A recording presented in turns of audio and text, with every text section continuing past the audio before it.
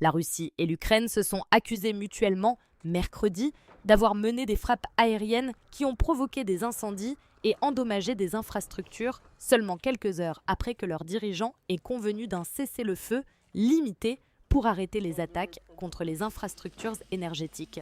Poutine a accepté de suspendre temporairement les frappes contre les installations énergétiques de l'Ukraine, mais n'a pas accepté d'approuver un cessez-le-feu complet de 30 jours demandé par le président américain Donald Trump lors d'un appel téléphonique avec le dirigeant russe mardi. Le président ukrainien Volodymyr Zelensky avait précédemment accepté la proposition américaine d'un cessez-le-feu de 30 jours et a ensuite également soutenu le cessez-le-feu limité pour les cibles énergétiques.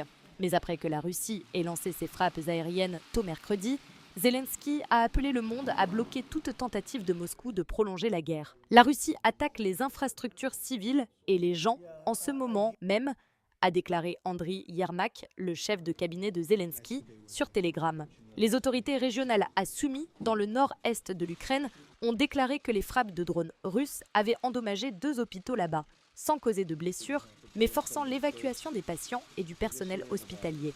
Un homme de 60 ans a été blessé et plusieurs maisons ont été endommagées lors de l'attaque de drones russes dans la région de Kiev, a déclaré Mykola Kalachnik, le gouverneur de la région, tôt mercredi. Zelensky a déclaré que la Russie avait lancé plus de 40 drones contre l'Ukraine dans les heures suivant l'appel entre Trump et Poutine. D'autre part, le ministère russe de la Défense a déclaré que ses unités avaient détruit 57 drones ukrainiens pendant la nuit, dont 35 au-dessus de la région frontalière de Koursk. Les autorités de la région russe du Krasnodar, dans le sud, ont déclaré tôt mercredi qu'une attaque de drones ukrainiens avait provoqué un incendie dans un dépôt de pétrole près de Kavkazkayas.